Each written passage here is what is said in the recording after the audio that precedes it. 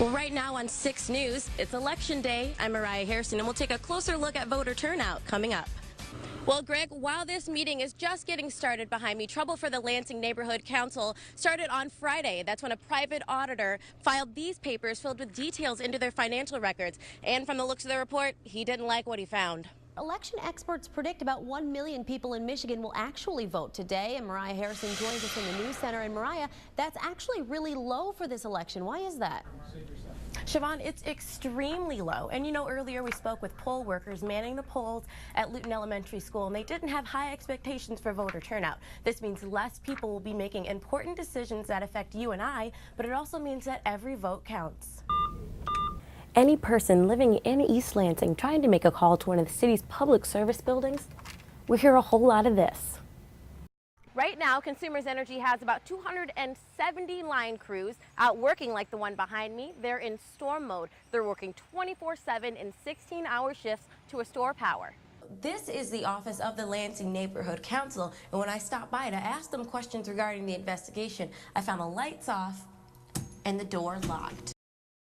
How could two cute little muffins wearing blue jeans stir up so much controversy? The surgeon at Ann Arbor Plastic Surgery says it wasn't supposed to. We wanted something that kind of emphasized the lighter side of plastic surgery. The person that did this last weekend certainly didn't see it that way. We kind of think of a muffin top sort of like love handle, something that everybody has, everybody hates. It attracted mixed reactions. They thought it was, cutesy and innovative, and I think it really didn't attract, national attention until it was vandalized. Right behind me is where that controversial billboard stood. However, crews removed that ad on Wednesday, just a couple days after the reported vandalism. But Ann Arbor Plastic Surgery had another billboard up in town. That too has since been taken down.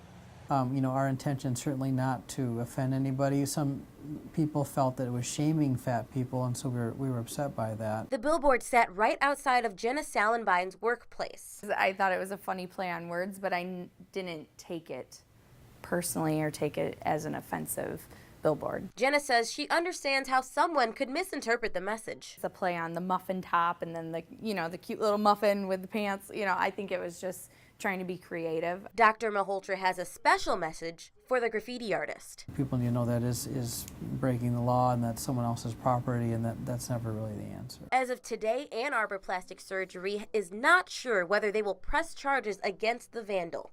In Jackson, Mariah Harrison, 6 News. It's the ride-sharing service taking the world by storm, Uber. They've made their way into Lansing and East Lansing. East Lansing Mayor Nathan Triplett is an Uber user. So if anyone's downloaded the app already, you could get an Uber right now in East Lansing this afternoon. And he agrees catching a ride is uber easy. First, you download the app, link the account to a credit card, a few clicks, and you can actually see your driver en route to your location. Triplett says the move is not about putting local cab services on the back burner. It's about options. People will continue to use cabs, they'll continue to use their personal vehicles, they'll keep using CATA, but this will be one among a menu of options that all of our residents will have to choose from now, whatever works best for them and where they need to go. People can already use Uber in over 150 cities spanning 40 countries. Triplett says he's glad that Lansing and East Lansing hopped on the trend. They can choose to embrace innovation or they can choose to fight innovation, and I'm glad that we're choosing to embrace it here in the Lansing area. The service saw some pushback when they started up in Ann Arbor due to regulatory issues. We're working and open to working with city officials in all cities that we launch to make sure that they sort of understand exactly how we operate, and then we can come up with a common sense approach to how to deal with a new business model. The Uber app is free in the iTunes App Store and Android Marketplace. In East Lansing, Mariah Harrison, 6 News. Anxiety high, time ticking. How does a pharmacist keep their cool when a thief enters their store? Most pharmacies have some type of protocol to deal with a situation like this, but generally those policies vary from pharmacy to pharmacy. Roth is referring to Wednesday's bomb threat and robbery. It's really dependent on what the company has laid out for the pharmacy to do.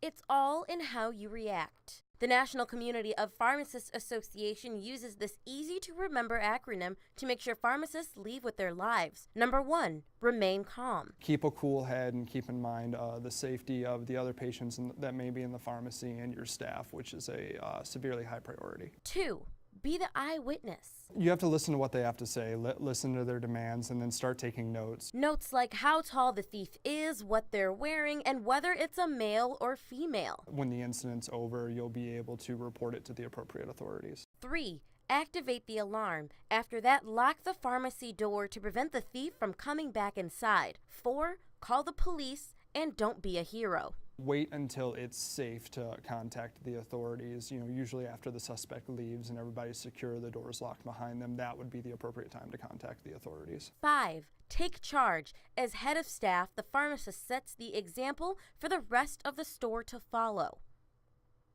Silence, or in some cases, a busy tone. And according to the city manager, the trouble started Tuesday night. One of the servers that the phone system is installed on began to die, and that actually took the entire phone system down. George Lahanas says by Wednesday, service buildings including the police department, city hall, and the East Lansing Fire Department had no dial tone. However, emergency service remained intact. 911 was not affected at all. At no time were emergency service dispatch center down. Turns out calls made to 911 out of East Lansing are routed through Ingham County on a completely different phone system. Really, it was a customer service issue for us. Lahanas says this isn't the first time he's seen this happen in East Lansing. Several times, probably in the 15 years that I've been here.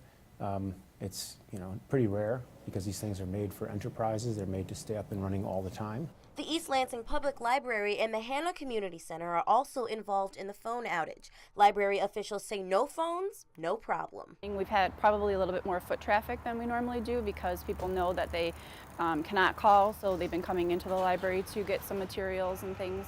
But at least at the library, they're used to the silence. In East Lansing, Mariah Harrison, 6 News.